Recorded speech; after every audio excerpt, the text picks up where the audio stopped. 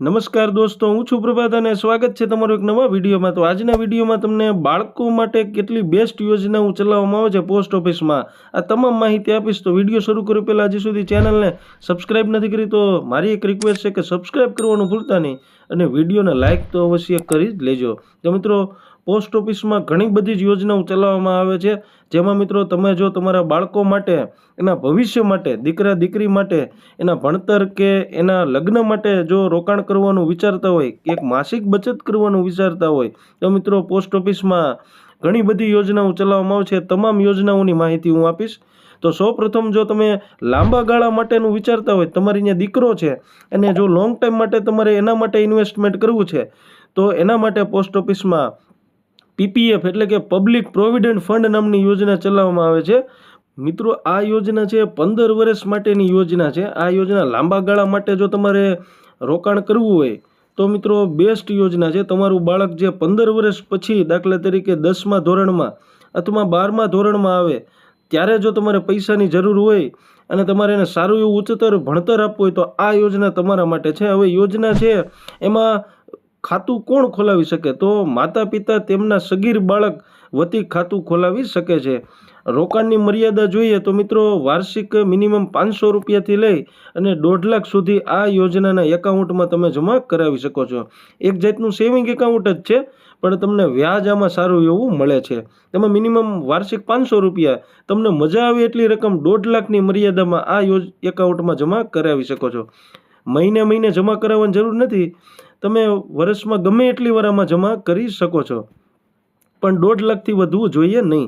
મિત્રો, સમયગાળો વિશે વાત કરીએ કે આ યોજનાની ડ્યુરેશન કેટલી છે, તો 15 વર્ષ માટેનું આ યોજનાનું એકાઉન્ટ છે. ત્યારબાદ મિત્રો વ્યાજ વિશે વાત કરીએ તો હાલમાં વ્યાજ છે એ 7.1% વાર્ષિક ચક્રવૃદ્ધિ વ્યાજ ચૂકવવામાં આવે છે, જે દર 3 મહિને સરકાર દ્વારા દર 3 મહિને ચેન્જ થતું હોય છે. વધુ પણ આપી શકે છે અને ઓછું પણ મળી શકે છે. યોજનાનો ફાયદો જોઈએ તો ટ્રિપલ ઈ કેટેગરીમાં આ યોજનાને મૂકવામાં આવે છે, એટલે કે રોકાણ, વ્યાજ અને મેચ્યોરિટીની જે રકમ એ ત્રણેય ફ્રી, એટલે કે ટેક્સ ફ્રી. રોકાણ, વ્યાજ અને મેચ્યોરિટી આ તમામ રકમ છે તમે ટેક્સ ફ્રી આપવામાં આવશે. એકય રકમ ઉપર ટેક્સ લેવામાં આવશે નહીં.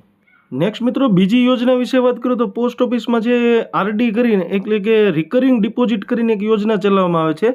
આ જો તમારે દીકરા કે દીકરી બંને માટે દર મહિને થોડી થોડી રકમ બચાવી અને તમારે એક મોટી રકમ ઊભી કરવી હોય તો આરડી છે ઉત્તમ વિકલ્પ તમારા માટે છે.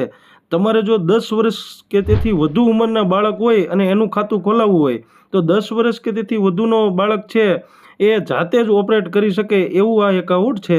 મિત્રો, નાના બાળકો માટે વાલી આ યોજનાનું એકાઉન્ટ ખોલાવી શકે છે. તો મિત્રો, દર મહિને તમારે 100 રૂપિયાથી લઈ અને મેક્સિમમ કોઈ મર્યાદા નથી, તમે મજા આવે એટલી રકમ આમાં ઇન્વેસ્ટ કરી શકો છો.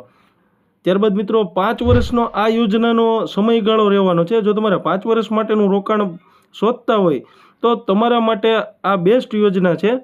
રિકરિંગ ડિપોઝિટનું 5 વર્ષ માટે મહિને મહિને એક તમારે રકમ જમા કરાવવાની છે અને 5 વર્ષ માટે જે પણ સરકાર નક્કી કરે વ્યાજદર ચૂકવવામાં આવશે અને ચક્રવૃદ્ધિ વ્યાજ સહિતની રકમ તમને આ યોજના હેઠળ 5 વર્ષ પછી આપી દેવામાં આવશે. તો શોર્ટ ટાઈમ માટે તમારે જો યોજનામાં ઇન્વેસ્ટમેન્ટ મંથલી માસિક બચત કરવી હોય તો રિકરિંગ ડિપોઝિટ બેસ્ટ છે. હવે મિત્રો, તમારે જો તમારી અહીંયા દીકરી છે અને એના માટે રોકાણ કરવું છે તો ભારતમાં બેસ્ટ યોજના હોય તો એનું નામ છે સુકન્યા સમૃદ્ધિ યોજના. આ યોજના વિશે મિત્રો તમને ખબર જ હશે, તોય પણ તમને માહિતી આપી દઉં કે 10 વર્ષ સુધીની દીકરી હોય એનું એકાઉન્ટ આ યોજનામાં હેઠળ ખોલાવી શકાય છે. 8.2% ચક્રવૃદ્ધિ વ્યાજ ચૂકવવામાં આવશે. તમે મિત્રો મેચ્યોરિટી છે એ 21 વર્ષની થાય દીકરી ત્યારે તમને મળવા પાત્ર થશે, અથવા 18 વર્ષ પછી ગમે ત્યારે એના લગ્ન કરવાના થાય તો તમે સંપૂર્ણ પૈસા ઉપાડી શકો છો. પરંતુ જો તમારે અભ્યાસ માટે ઉપયોગ કરવો હોય તો 18 વર્ષની ઉંમર પછી તમે 50% રકમ ઉપાડવાની પણ સુવિધા મળે છે. આ યોજના પણ મિત્રો ટેક્સ ફ્રી રહેવાની છે. તમે જે પણ મેચ્યોરિટી છે ટેક્સ ફ્રી તમને જોવા મળશે. ત્યારબાદ મિત્રો, તમારી પાસે લમસમ રકમ છે અને તમારે બાળકોના નામે જો પોસ્ટ ઓફિસમાં પૈસા મેકવા છે તો મિત્રો તમે ટાઈમ ડિપોઝિટમાં પણ મેકી શકો છો. 1 વર્ષ, 2 વર્ષ, 3 વર્ષ અથવા 5 વર્ષ તમે એફડી કરાવી શકો છો. આટલા વર્ષો માટે તમે એફડીમાં રકમ મૂકી શકો છો. જે પણ રકમ એફડીમાં મેકશો એનો અલગ અલગ વ્યાજદર ચૂકવવામાં આવશે. મિત્રો, યોજનાનું કેલ્ક્યુલેશન છે એનું મેં અલગ સેપરેટ વિડીયો જ બનાવી દીધો છે. તમારે જો ટાઈમ ડિપોઝિટમાં પૈસા મેકો એફડીમાં, તો એના કેટલા મેકવાથી કેટલું રિટર્ન મળે એની લિંક ડિસ્ક્રિપ્શનમાં આપી દઈશ, ત્યાંથી તમે જોઈ લેજો. અને મિત્રો વિડીયોને લાઇક કરવાનું ભૂલતા નહીં, ચેનલને સબસ્ક્રાઈબ કરી લેજો. Thank you for watching.